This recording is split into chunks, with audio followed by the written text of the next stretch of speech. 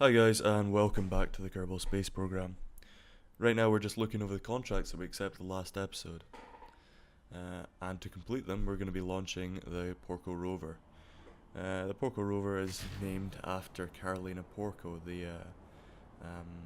She's a planetary scientist for NASA. She is in charge of the Cassini mission, or the imaging part of the Cassini mission rather. And she's one of the most influential space scientists of our age right now. I'm going to regret giving all these big names away to these first few missions. I'm going to run out pretty quickly, but it could result in some really wacky names for our later missions, I guess. So at the time of launching, I only had very limited tech, so you'll see that I use landing gear that I have for a contract to test landing gear on the surface of the moon, or the Mun. And I use that as wheels essentially. I also have a contract to deploy a rover on the Mun, so that's what this contract will aim to do. And see here, I'm just deploying all the antenna and making sure my solar panels are orientated in the right way. So the most observant among you might realize that later in the episode I lose some ship audio, and that is because while I was recording I had my mic off, because obviously I do all of this in post-commentary, but I was chatting to Alexander over Discord. So I guess I had my mic on, but I was not recording my audio from my microphone. However, I did not know this at the time. It was recording the audio from the entire computer. So it recorded me and Alex's conversation, but only Alex's side for the next mission. So that's why I've lost a lot of the audio there. I'm also trying to decide whether or not I should focus a little less on the smaller missions. Perhaps just show a couple of shots of them. Because to be honest, if I'm launching a scanning satellite or something, you guys don't really want to see that. It's just not really worth putting in here. So what I might do is I might just do a couple of cinematic shots of a scan satellite being, inserted into orbit or whatever, and just leave more space for the actual interesting missions. Anyhow, back to our mission. You can see here we're just doing our Munner insertion burn. We have to stage here. I don't know why it takes me so long. I've also got my scanner engaged there. I just figure I might as well get as much information out of Kerbal as we possibly can. I know it won't really make a difference, and I think to be honest, next episode we're going to have to put a ScanSat above Kerbal when we get enough science. So it will probably be rendered obsolete. I mean, I don't even really know what the altimetry scans do other than giving you a bit of science. But they look cool, so we'll just send them out anyway. Either way, we have to do a correction burn, so I think we'll do that next episode, and we've set up a Kerbal alarm clock for that. Anyhow, we're just going to go over to our next launch here. Now this is the Von Braun lander. This is destined for Minmus. It's named, of course, after Werner von Braun. He is, like the father of modern rocketry. He was, to be fair, a nefarious character. He was obviously very nice to everybody who knew him, but he had a very dodgy past because he used to work for the Nazi rocket division. He developed the V1 and V2 rockets that were dropped on London, and that's not even the worst of it. The fact is, his factory was crewed by slave workers in Nazi Germany, so he was a dodgy guy. However, when the war ended, he went over to the American side, and they loved him, because they were at that time competing to develop, give or take 10 years, they were developing ballistic missiles to compete with the Russians. So he was the one who developed the Redstone rocket program, and sent Alan Shepard into orbit for the first time. He was competing against the Navy branch, who I do believe were using the Vanguard rocket at the time. So von Braun was originally meant to be developing ballistic missiles, but he proposed that if you put like a little, I think it was maybe a baby Sergeant missile on top of one of these ballistic missiles, you could achieve orbit like that. So he eventually managed to do that. So this mission isn't actually going to Minmus. It's just going to be testing the key kind of mechanics and components of the spaceflight. So what we have here is an Apollo-style reorientation or reassembly of the vehicle, and I'm just going to test, you know, a bunch of the mechanics of the flight here. So obviously I'm going to test the reassembly of this vehicle and then all the staging involved. Now you see I haven't actually unlocked RCS yet in the tech tree, so I just have to use MechJeb and get it to point towards the target. Point the two ships together and just burn and hope for the best. And it works out pretty well, you'll see here. So I'm just having a look at my Delta V window there, and it looks like I've got more than enough than what I need to get to Minmus. So I just I go about burning that engine just to see if it's all working. It's not draining fuel from anywhere it should be, and that's where I run into problems, because that decoupler there isn't actually functioning as a decoupler, and in order to get rid of it I burn my the next stage engine, my lander engine, and it destroys the decoupler, but at that point I don't have control over the other engine anymore, and it just keeps firing, you know, it's sticking itself to the bottom of my craft. So I just have to let it burn out, and eventually it does. And our Kerbals manage to survive. Now, all is left to do is to test the asparagus staging on the lander, make sure it's draining fuel from the right tanks. Obviously just get as much science as we can, cause why not? And we just check that the staging's working as well, make sure it doesn't destroy the ship when we stage. And another thing I have to test as well is the stability of the re-entry capsule in the atmosphere. That's pretty important, because at this orbital speed, you know, seeing as we're in low orbit, we can probably survive if our craft flips around halfway through re-entry. However, if we're coming from a high orbit, from high eccentricity, from Minmus for example, and we run into the atmosphere and our craft isn't stable, then we're probably going to burn up in the first few seconds of re-entry, which we just can't have, seeing as these are our best men. You can see there I do the final staging and everything works out fine, and I transfer my crew into the re-entry vehicle, or the return vehicle rather. And I'm just burning round to make sure I land on the bright side of Kerbal, so you guys get to view it in daylight. So you can see that we're coming in quite a strange plane, and that's because of that engine that we weren't able to control when we staged. It's put us into some kind of funky orbit. So you can see there I try and burn to get us on the same longitude as the Kerbal Space Center, but I don't manage it. Either way, we're still going to come down relatively close to it, and on land this time, so I'm slightly concerned about that, but as you'll see later, I have no reason to worry.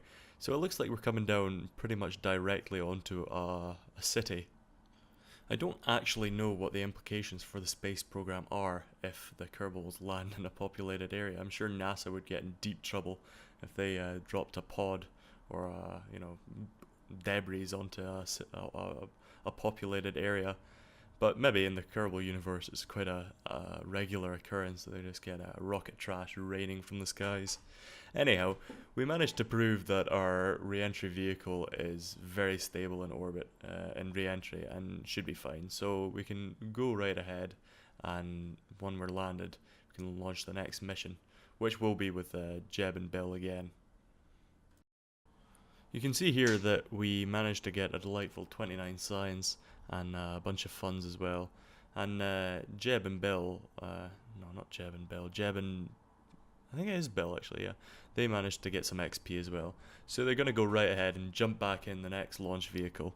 This is another Von Braun, and this one is going to min-miss now that we've tested all the critical systems. Now, in game, we'll just assume that they've had at least a couple of weeks rest for the ground crews to assemble the next rocket. There is actually a mod where you have to take some time to build and to drive out rockets to the launch pads, but once again, that's just a tiny bit too much realism for me. It's, you know, one of those things that is, or shouldn't really be micromanaged in the game. There's a point at which you don't actually want to be involved in every single manufacturing process in the rocket launch. I mean, ultimately, rocket science is difficult, and I want to have fun without doing any of the hard bits of it. And that is what Kerbal Space Program allows you to do. So that's why I don't really engage in or use the super realistic mods. Because you just have to assume at some point that things are done by other people.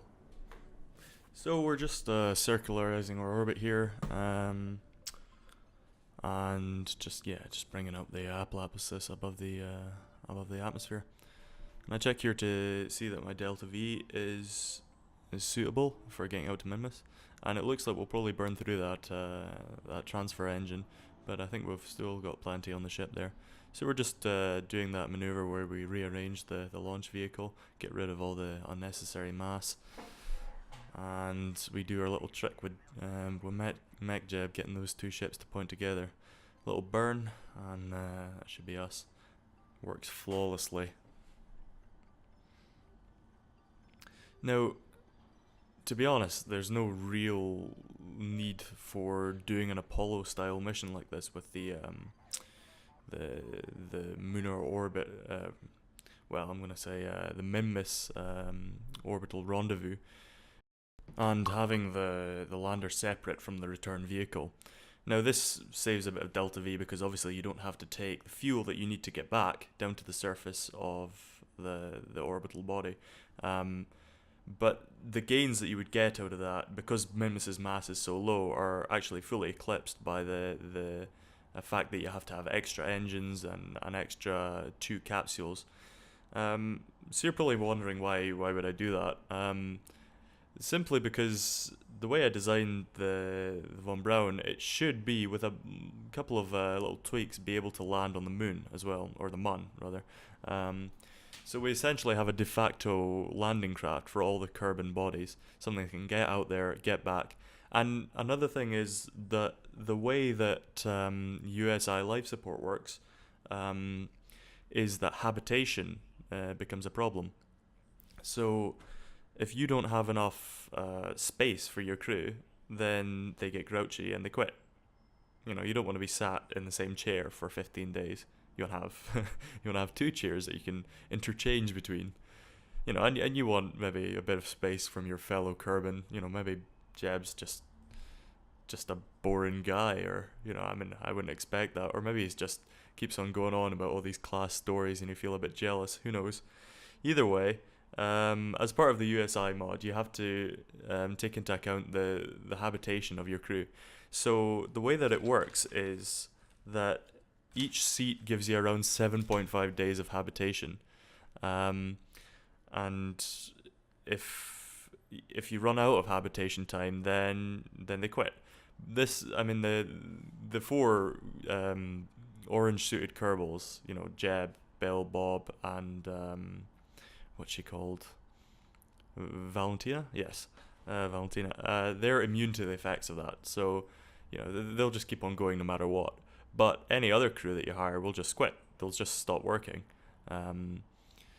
So you have to take this into account. Now, our craft has 4 seats, so the 2 in the return capsule and the 2 in the lander. So each is 7.5. So you get 30 days divided by 2 Kerbals. That's 15 days of habitation in total. Now, there are other parts that multiply your habitation time. So, you know, if you have like an observation capula, is that how you say it? That doesn't matter. That provides a multiplier for your total habitation time. So that means you can get into really long habitation times. But if you just have seats, then you have to just keep on adding seats for 7.5 days a pop essentially, which isn't that effective. That's why you have these multiplying parts in there. And I'm sure I'll explain about that more when we actually get into some colonization. There's probably a couple of episodes away yet, unfortunately. So you can see here I'm just doing a bit of science. I get out, go and clean the experiments again. Bob's going to be doing a lot of that. I think it is Bob, actually. Bob is the scientist. Yeah, I'm not sure.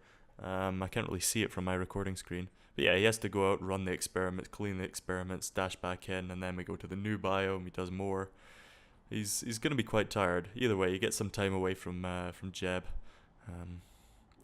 I'm sure they get on really well. So you can see here we're just we're warping in. We're gonna we pick up a bit of a rotation there. I've got persistent rotation on, which is a tricky mod. It stops that kind of exploit where you're able to stop your rotation by just hitting time warp. It adds a little bit of realism into the game that I feel like it needs. It's also beneficial to have your probe spinning slightly when whenever you time warp with them, just in case you happen to align them in a way that they aren't facing towards the sun, which is annoying, and they lose power. So you can see here we're just doing our standard procedure where we jump out and grab an EVA report, hop back in again. Just another day's work, and we're just burning retrograde to get ourselves into a nice circular orbit so we can pick a landing site. Now I decide that probably the best landing site is the side that we're on, seeing as it's facing in the way it's light, and we can communicate with Kerbal. Not that that should make a difference, but we want to have the return craft is completely autonomous. So we want to do the rendezvous on the light side of Kerbal, where we can see it with our communication stations from Kerbal. Because we can't rendezvous it if technically we could, but it would be very difficult without having our return capsule face towards us without RCS. Because we have to do our little trick with getting MechJeb to point the vessel at ours and then just burning straight at it. So you can see here we run on dock and we're coming down. We get pretty close to the surface. And I'm actually aiming towards the bit where the highlands meet the plains, because I know that there's going to be two biomes there, and by landing either side of the place where they meet, I get the science from two biomes. More science, basically. And I don't actually know what the delta V. I mean, I can, theoretically I know, but I want to be sure that I can make it back into orbit because it's my first time flying with this craft. I mean, we could have risked another hop, I guess, but or a larger hop, but I just didn't think it was worth it. Might as well just be careful with this mission, and then for the next one, we know that we've got plenty of delta V. And we're just coming down here. I'm just burning to make sure we get nice and close to that boundary. It looks like we're going to land on a slope, but the profile of our vehicle is such that the base will basically allow us to land on any slope. I can hear our booster tanks exploding on the surface there. All the staging works as expected.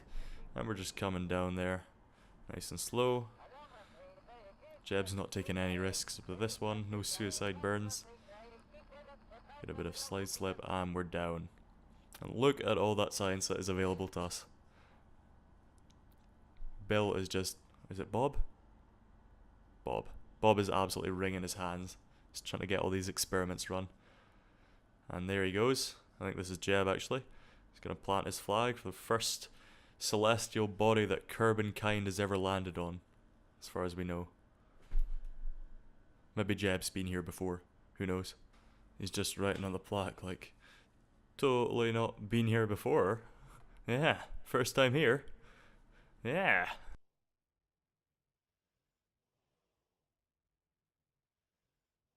And he just frolics back into his craft like nothing happened. And we're just lifting off for our next little jaunt over to that those plains over there. And we're coming in incredibly slowly. This is not the most optimum trajectory. But it is Minmus, so we're fine. and we're coming down super slow again. Jeb's not taking any chances with this. We come in, just looking for the touchdown very, very slowly. And we're down. And we're bouncing. And yeah, we're down. Okay, and look at all that science. Bob is totally loving this. Just getting all the signs that we can get. And he has to hop out and get some more. Unfortunately, we can't get surface samples, which is big science, especially if you send a crewed mission. So that is about all that we can fit into one episode, guys. I'm going to leave you with the slow motion footage of Jeb doing a backflip. I assume it's Jeb. And I will see you guys next episode. Like and subscribe and all the rest of it. Bye for now.